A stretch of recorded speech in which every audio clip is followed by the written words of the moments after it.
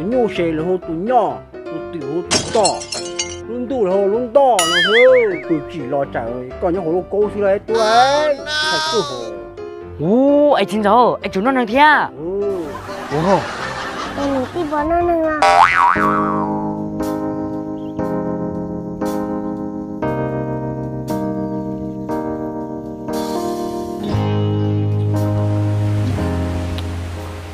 ô chạy thằng cô nè tụi tụi mẹ ai sẽ lo cho bố sai yêu thia hả tụi nè hay con vô chứ thằng lúc sẽ lo cho sai thế nào là chú cha ô chúng không có cả thả dù nè chê đã không thả nè mình không muốn cho nó số thì chỉ sai dù do rồi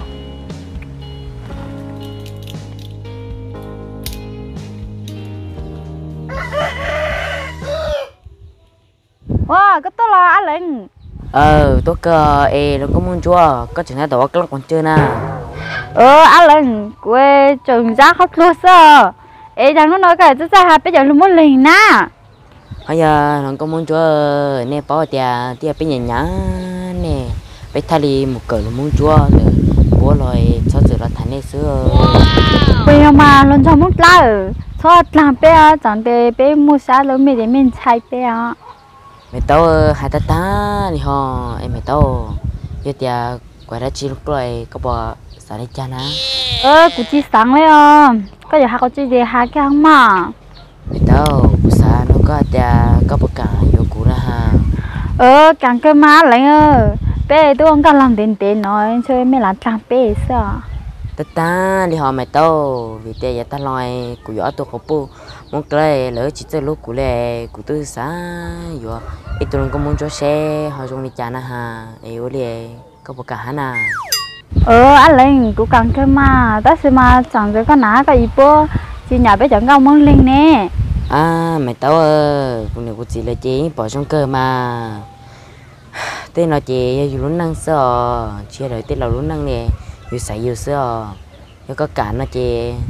ở phía tên này của tôi chắc con thằng của nhỏ nữa là cái má Linh ta sẽ mà có dù là của má có chú lúc của lại chẳng được có món cũng tao chẳng có thuộc bụng nè ôi yo mày tao tên rồi tôi bữa này này của tôi báo tiền nhóm một đi trả lợ cái tiền của tôi có chị của lúc có xứ mà lúc có tên là của tôi xe lúc tại vì của thế chỉ lúc có xứ hả lấy họ má lại nhìn nhau đây con đừng có cái sách lăng của chị đa đi mà mày tao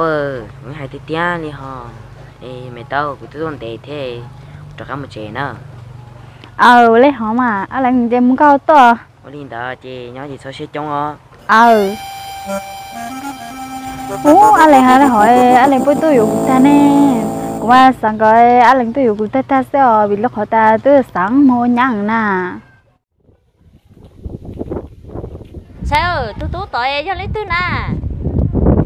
nà tú tội cho anh lại hả mình sai chưa có thằng nữa hả lo nà thằng á mà mình sai anh lấy gì cũng nói rồi ta anh lấy cái khí có phụ hệ nó lại có là tôi cái khí lần rồi hay chẳng chỉ mấy xí vừa tao mấy này nó xin tàu xí nè nà xíu này mua lại họ hắn ta mình sai bố chè hả chị hả anh lấy luôn về nôn đấy rồi cho nó lên mà có chỉ nó xưa nà cái làm à của tôi nhà nữa thì xíu vừa lo để mà đây sự uống sao lên mà của hắn sẽ chạy xí vừa tao nên nó xin tàu của sẽ lấy hạt có xưa nà bé chọn luôn nó sao mày nói tôi chỉ xin tàu mà lên mà em xuống hết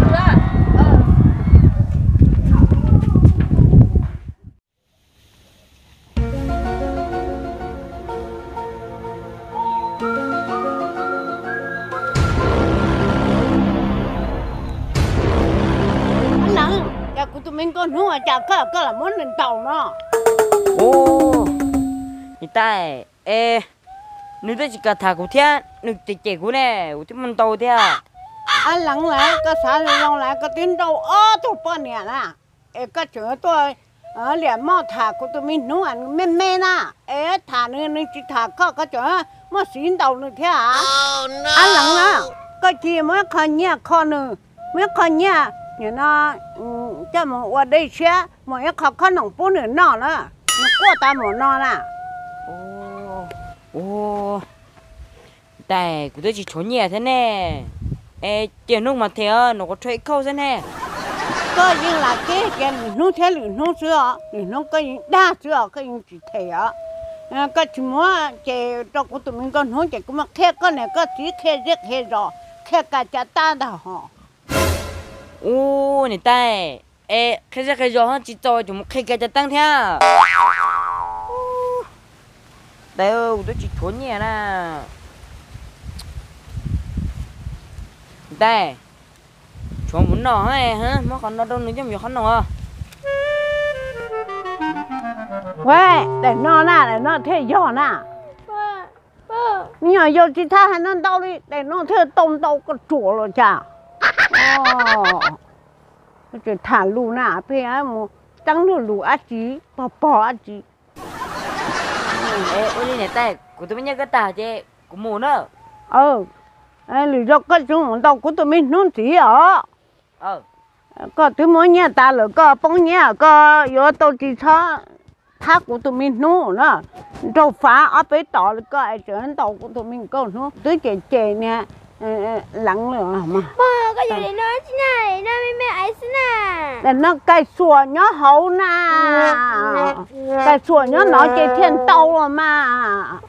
cái ủa chị nó nè cái sao để bắt tay nó chèo có nữa nè nó thiết tàu để nó thiên tàu nữa thứ mà để nó chia nữa mà để xé lò xứ nà để nó thiên lên tàu họ có chỗ để chip phải có chỗ để có phạt thế để có phạt lót chân nè wow để nó chip phá thứ để phụ ta để xé cậu phá chị mà ô chắc có chuyện rõ kia cũng nà cụ thể cho cái tiền này có thể tiền còn cụ thể chữ có thứ này trời mót này nó ngon cầu đã cá ê cụ thể xã hà tiền chơi gió này là ngon cầu thế lái tàu nó ô ê cụ thể chơi có thoát chuột lù nó nè cái gì nó không chia sẻ chơi là mà cứ chơi nên nó tức khía lờ mà ôi anh chỉ khờ bây giờ bố coi rồi chỉ cần mà ở đây có phá nhà ở đây chip phá không gì đâu này này chúa ôi nó lỡ ho ôi cha ơi tôi xí lỡ nè lại chúa hả lại chúa thắc quá lại chúa đây nó mà thọ tiền chứ mà đua chứ lại chúa để có hả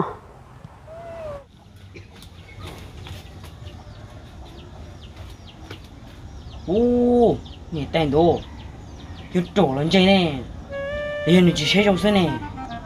mới để có phá nó chứ ô nó để chip phá ô chỉ là trổ quá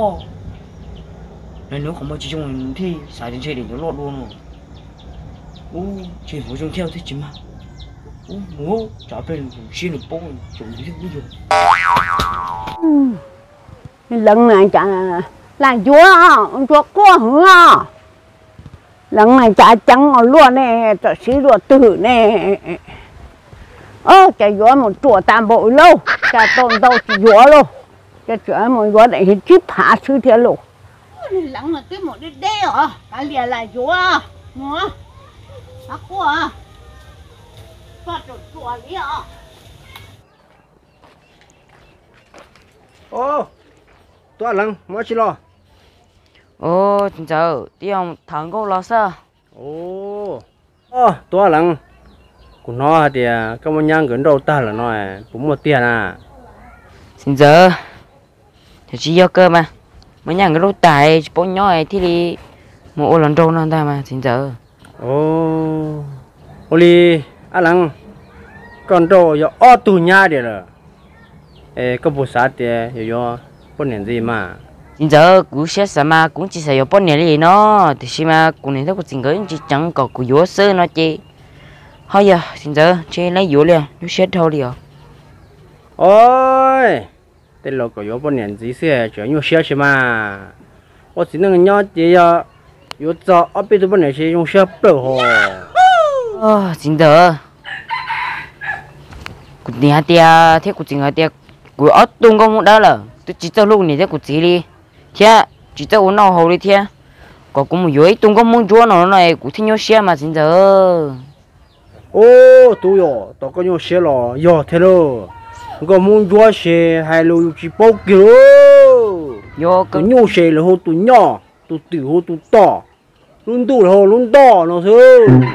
mà hai lúc mà chỉ bao kiểu thế chỉ ta đi lo có muốn chúa xe nó nặng ấy ô chính đỡ ấy chúng nó năng thế tên lâu xe ít giờ thầu u nó nặng rồi mà chẳng phao cho có giống không chúa mà cháu chỉ lo còn những hồ lô câu xí đấy tôi đấy chạy cứ hồ ô ấy chính đỡ ấy chúng nó năng thế wow ô vậy thì chính đỡ chỉ vô cũng muốn chúa yo ô dùng xả luôn dùng xả xe của chúa có tôi hay có những cái gì có chỉ hồ không chúa chả có mà có lúa chả có những cái gì lầu nè cái gì lầu rồi cho ra là chỉ lo cái nào thì nhau lô câu thế nó ô yo còn lên mai của chị của nhện đó của chị vô rồi em cũng muốn chính đỡ ô đi ô trai chỉ một đàn nữa tôi ăn là cái này chả lẽ ăn chỉ tàu phân này thế ăn được những chỉ chịu theo ô chạy đồn tàu này là đa số rồi chỉ đa tàu chứ ô tôi đã khiến chẳng cho con mà gì cùng chị chính giờ tia con muốn chỗ này nó nặng nè chưa muốn chơi đồ chỉ cả vô nữa ô liền là đam mê tôi em lần thứ hai được con ơi chưa chính giờ cái hai đâu quá tia muốn chỗ này nó nặng này có chuyện chơi cháu mấy ta kia của tôi lo nè cháu mấy ta kia nè ấy nên trở lại bọc với nhau nó coi ôn ấy nó sẽ nhiều cho nữa chưa chỉ cả vô nữa hai đứa con nữa bây giờ mình tu ơ con được có chính là cái là hai xưa lỡ hai sáu bên chơi tiền năng nó lo chính là cái nó lỡ bé ít chăng thôi ít chăng này chính là cái là hai xưa nên nó khôngรู้จะnó năng ơ thủ mà nó lỡ hai tôi chỉ nó đã năng chứ nào sáu bên chơi tiền nó nè cái dân trả chứ đâu như nhau cơ mà gì thì xí mà em mong chú chỉ nó năng cơ với nhau nhưng do lấy chính là cái thế mà có thủ nè nhưng nó hạt tiền tụ bò tụ giờ từ lâu rồi thì này thì chỉ cá cua chỉ cá cái chỉ là những món tuần nó là mà ta chỉ mà shop bên chơi tiền à chỉ mua đó thì nó là chỉ ta chịu chơi chỉ kháng đi cũng chơi chạy em được của bự cũng mong mình chỉ gì nó cũng tuần nó sao chỉ kháng này thế cũng chỉ vô bây giờ mình tôi còn được có làm trai xưa chỉ mua đó thì nó lấy chỉ nó là chỉ là yếu tuần đó xưa có bao giờ học bây giờ tôi chỉ muốn xài không cho là chả có chỉ xài tuần đấy thì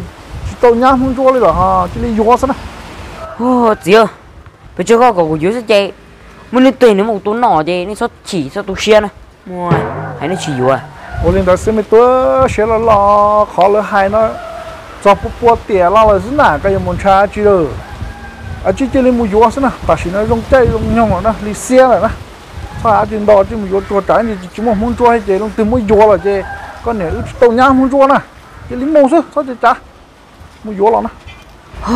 ô lên mà chị ơi ta chỉ còn cho cái lo mà nên đó sao đó là mình tôi nè cả chim ba một cho nè ô lên à chỉ muốn nâng yếu thì biết tàu nhang không cho hả đó nè chính dân cao này là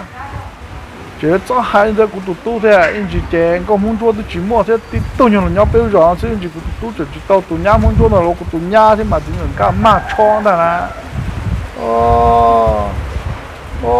tiêu chơi chính dân cao sao thì đi tụi nhá muốn cho sự anh chơi chính dân cao高của chính dân cao lại rồi giờ đó đó chính dân cao nó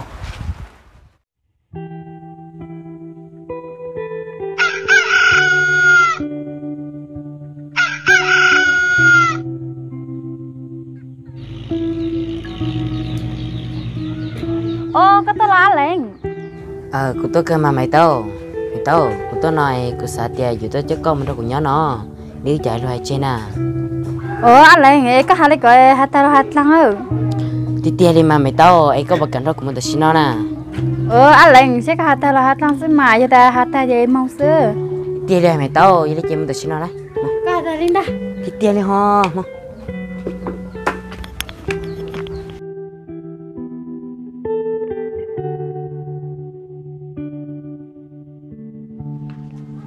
nè có bao giờ nè nè tôi được cái của cho nhá lò Mình tu, có cho mình nhá lò nó. cho lò nè hay chỉ tôi được cái Mình tu, có chị nhỏ, chị chơi cái lò chế sao? em nè chỉ nhớ chúng tôi được cái này cái tôi ta Mình tu, có chị nhỏ, chị cái lái cơ, chị lò chế kia sao? đi mà nè Lò chế chứ có chị nhỏ, chị lò lái cơ.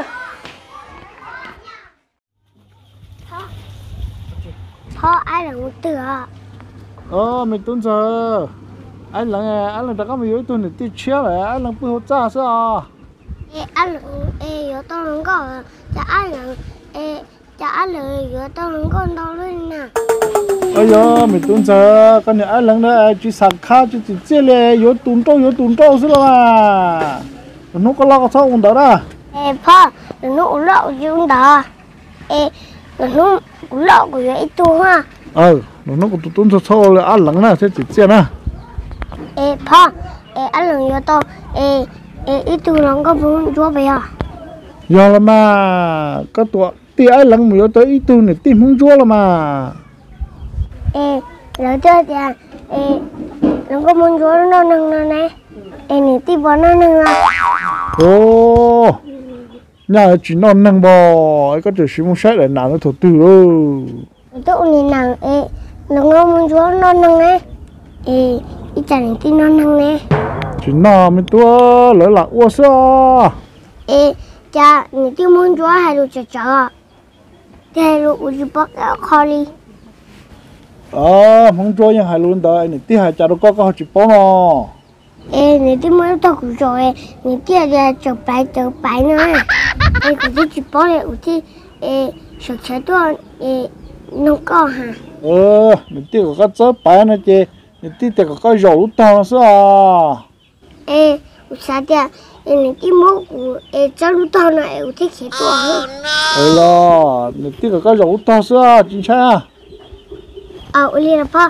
người tiêu chỉ nó nâng lọ nó chỉ muốn thằng tiêu nhá chính xác uống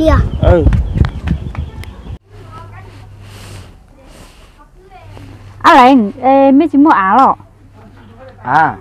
mua mà hiện cô ở xin không Gue sai rồi.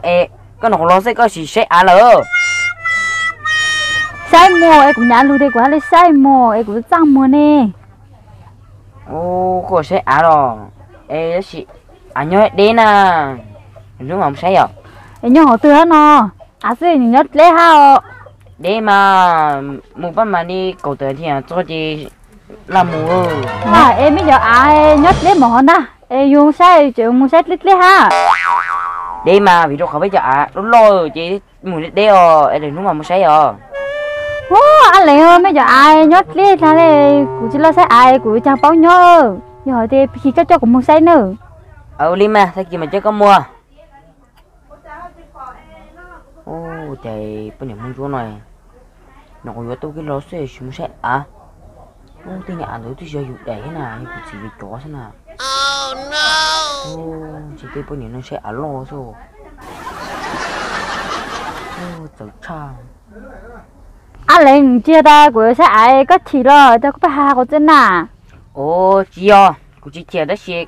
của xã điều tra có nhiều xe luôn nó ta kia mà chứ có mua cái tôi xếp lá sai hồ có sai đó chị ít đây mà mình đồng mở cái nó nè